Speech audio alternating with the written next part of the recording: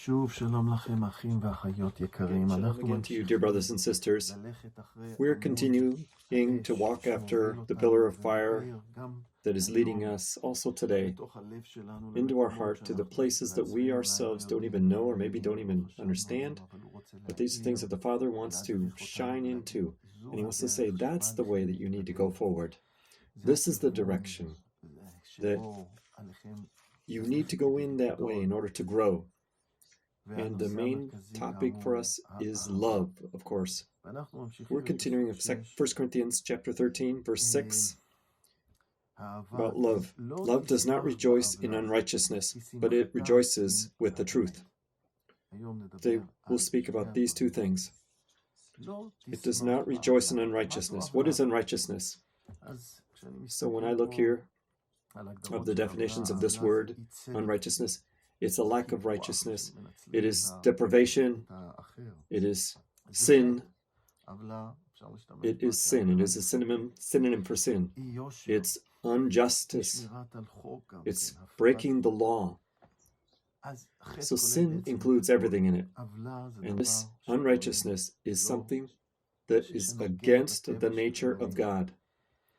And so therefore it says that whoever operates in the Holy Spirit and that the fruit of the Spirit grows in him, that the Holy Spirit is in him, love doesn't rejoice in unrighteousness. I can't rejoice when I see wickedness being done to others. I can't rejoice because that means I don't love. If I love people, I can't rejoice in these things. And so we need then to think about how is it expressed in our lives. So let's take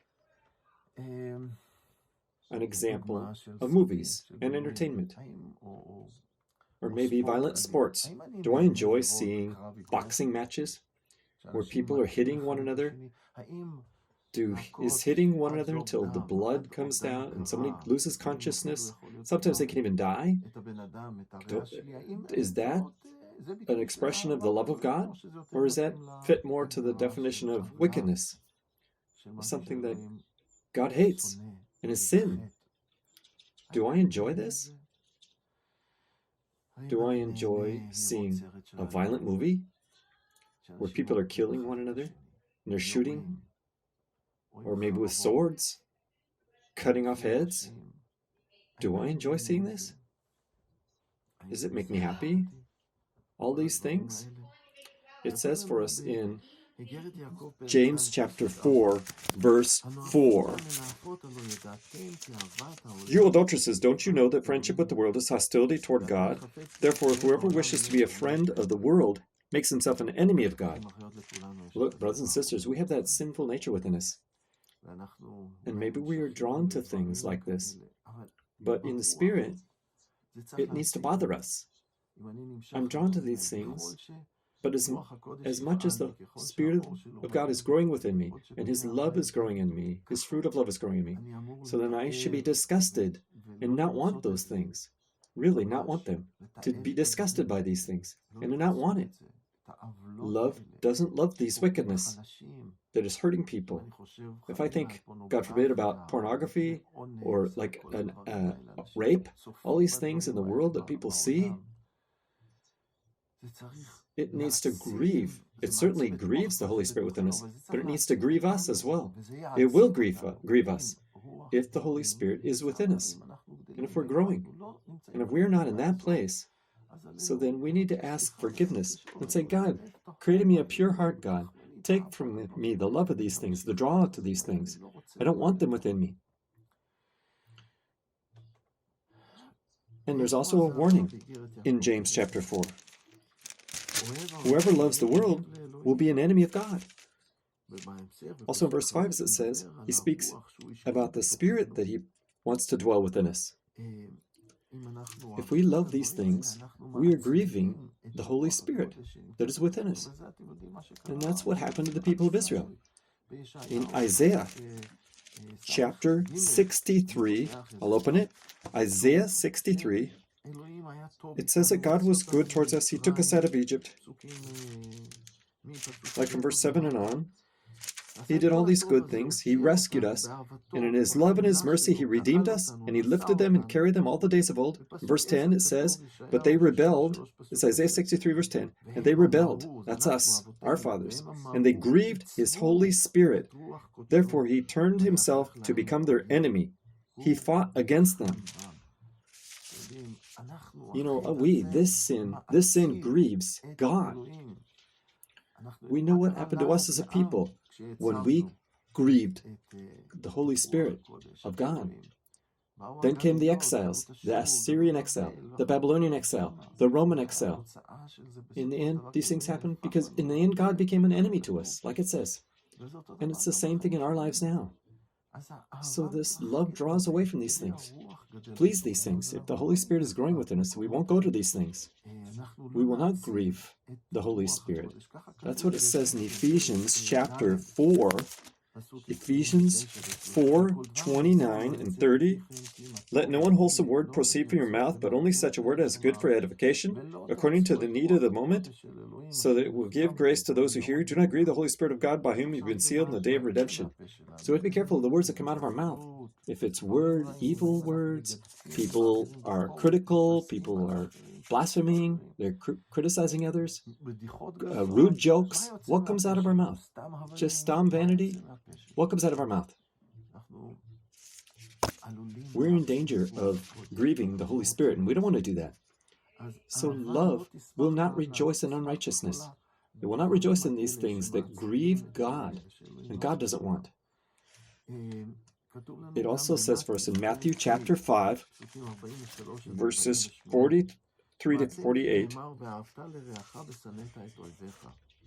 you have heard that it was said, you should love your neighbor and hate your enemy. But I say to you, love your enemies and pray for those who persecute you. So maybe he is defaming me, he has written bad things about me, said something not nice to me, broke something of mine, and he attacked me violently, even until death. Yeshua at the cross, he said, forgive them, Father, they don't know what they're doing. And he is our teacher. And Yeshua continues and says, but I say to you, pray for those who hurt you and those who are against you. So you be sons of your Father who is in heaven, who causes his sun to rise on the evil and the good, and he sends rain on the righteous and the unrighteous. So God is a God of love. He's a God full of grace and mercy. And he is so much like this that he gives the evil people even to enjoy from a beautiful sunrise, a beautiful sunset, and from beautiful nature, the sounds of the birds and the smell of the flowers, the taste of sweet honey, and from the laughter of children, from all kinds of beautiful things that he created, that he gives us to enjoy them. He lets us enjoy them. He gives us rain at the right time. He causes the sun to shine at the right time. God is great in grace. And if he's like this, so we also are called to be like this, even towards our enemies. This is things that Yeshua said later on. The sinners and tax collectors, they love those who are their friends. It's not a great wisdom to love those who love you. But if you can get to that place where you also love your enemies, that I don't rejoice in their wickedness, but rather its joy is in the truth. We have a good example of that in John 3 John. In 3 John, John is writing to Gaius, and he says, for I was glad when brethren came and testified to your truth. That is how you are walking in the truth. I have no greater joy than this, to hear of my children walking in the truth. That's 3 John 3 through 4. And that's what made his heart rejoice, to see his brothers growing in the truth, and to do what is right. They're doing the truth. That's what made John rejoice. John was a disciple full of the Holy Spirit. He was a disciple that Yeshua loved him in a special way. He was the only disciple of the 12 who didn't die as a martyr, but rather he died of old age in Patmos on the island, and he received this great revelation, the book of Revelation. And that's what he wrote. This is his heart that he reveals to us through this epistle. I rejoice in the truth. What makes us rejoice, brothers? What causes us to rejoice? Is it some kind of entertainment of sin? Or are we happy in what's right and good? If we're not in that place, what causes us to rejoice is another person who comes to faith, another one who repents, another one who's been changed and drawn near to God, someone else who walks in the fear of God. If that's not what our heart is, well, then let's join today in prayer. God, create in me a clean heart, a pure heart. Create in me a pure heart. So God is shining today into our hearts, not in order to accuse us, but rather to encourage us. You're my children.